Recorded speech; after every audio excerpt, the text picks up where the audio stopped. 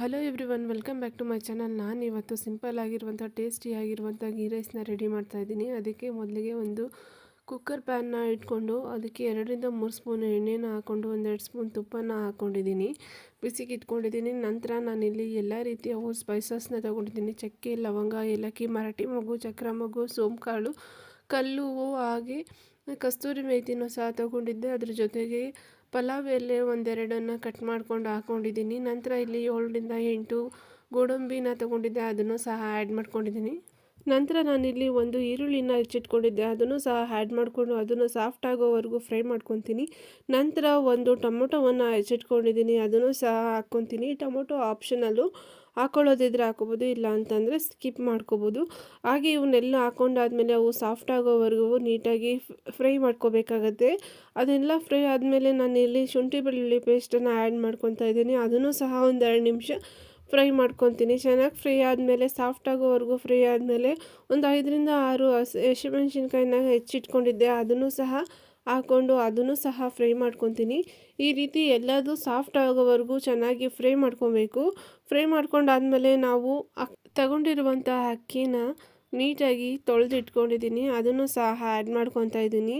ಇಲ್ಲಿ ನಾನು 2 ಕಪ್ಪಷ್ಟು ಅಕ್ಕಿನ ತೊಗೊಂಡಿದ್ದೆ, ಅದನ್ನು ತೊಳೆದಿಟ್ಕೊಂಡಿದ್ದೀನಿ ಚೆನ್ನಾಗಿ, ಅದನ್ನು ಹಾಕ್ಕೊಂಡಿದ್ದೀನಿ. ಸ್ಟೀಮ್ ರೈಸ್ ಆದರೂ ತೊಗೋಬೋದು, ಇಲ್ಲಾಂತಂದರೆ ಬಾಸುಮತಿ ರೈಸ್ ಆದರೂ ತೊಗೋಬೋದು. ನಾನಿಲ್ಲಿ ಸ್ಟೀಮ್ ರೈಸ್ನೇ ಯೂಸ್ ಮಾಡ್ತಾಯಿದ್ದೀನಿ. ಅದನ್ನು ಚೆನ್ನಾಗಿ ತೊಳೆದು ಅದನ್ನು ಸಹ ಆ್ಯಡ್ ಮಾಡಿಕೊಂಡು ಅದಕ್ಕೆ 3.5 ಕಪ್ಪಷ್ಟು ನೀರನ್ನು ಹಾಕ್ಕೊಂಡಿದ್ದೀನಿ. ನಾವು ಅಕ್ಕಿ ಎಷ್ಟು ತೊಗೊಂಡಿರ್ತೀವೋ ಅಷ್ಟೇ ನೀರನ್ನು ಯೂಸ್ ಮಾಡಿಕೊಂಡ್ರೆ ಅನ್ನ ಚೆನ್ನಾಗಿ ಉದುರುದ್ರಾಗಿ ಬರುತ್ತೆ. ನಾನಿಲ್ಲಿ ಒಂದು ಅರ್ಧ ಕಪ್ಪಷ್ಟು ಕಡಿಮೆ ತೊಗೊಂಡಿದ್ದೀನಿ, ಏನಕ್ಕೆ ಅಂತಂದರೆ ಅನ್ನ ಚೆನ್ನಾಗಿ ಉದುರುದ್ರಾಗಿ ಬರಲಿ ಅಂತ. ಸೊ ಈ ರೀತಿಯಲ್ಲಿ ಆ ನೀರೆಲ್ಲ ಆ್ಯಡ್ ಆದಮೇಲೆ ಅದೊಂದು ಸ್ವಲ್ಪ ಕುದಿಯೋಕ್ಕೆ ಬಿಡಬೇಕು. ಅದಾದಮೇಲೆ ತೊಗೊಂಡಿರುವಂಥ ಕೊತ್ತಂಬರಿ ಸೊಪ್ಪನ್ನು ಹೆಚ್ಚಿಟ್ಕೊಂಡಿದ್ನಲ್ಲ, ಅದನ್ನು ಹಾಕ್ಕೊಳ್ತಾ ಇದ್ದೀನಿ. ನಂತರ ಪುದೀನ ಸೊಪ್ಪನ್ನು ಆ್ಯಡ್ ಮಾಡಿಕೊಂಡು ಚೆನ್ನಾಗಿ ಕೈ ಆಡಿಸ್ಕೊಂಡು ಅದಕ್ಕೆ ರುಚಿಗೆ ತಕ್ಕಷ್ಟು ಉಪ್ಪನ್ನು ಸಹ ಆ್ಯಡ್ ಮಾಡಿ, ಹಾಗೆ 1-2 ಸ್ಪೂನ್ ತುಪ್ಪನ ಆ್ಯಡ್ ಮಾಡಿ ಚೆನ್ನಾಗಿ ಕೈ ಆಡಿಸ್ಕೋಬೇಕು.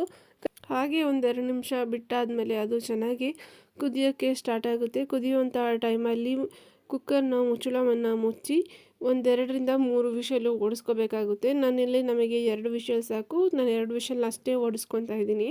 ಹೀಗೆ 1-2 ವಿಷಲ್ನ ಓಡಿಸ್ಕೊಂಡು ಒಂದು 10 ನಿಮಿಷ ಆಗಿ ಅದು ತಣ್ಣಗಾಗೋಕ್ಕೆ ಬಿಡಬೇಕು. ನಂತರ ನಾನು ಇಲ್ಲಿ ತಣ್ಣಗೆ ಹಾಕಿಬಿಟ್ಟಿದ್ದೀನಿ. ತಣ್ಣಗೆ ಹಾಕಿ ಬಿಟ್ಟಾದ್ಮೇಲೆ ನೋಡ್ರಿ ಎಷ್ಟು ಸಾಫ್ಟಾಗಿ ಬಂದಿದೆ ಅಂತ ರೈಸು. ಈ ಥರ ನಾವು ಅಕ್ಕಿಗೆ ಕರೆಕ್ಟಾಗಿ ನೀರನ್ನ ತಗೊಂಡ್ರೆ ಈ ಥರ ಉಡಿ ಉಡಿಯಾಗಿ ಬರುತ್ತೆ.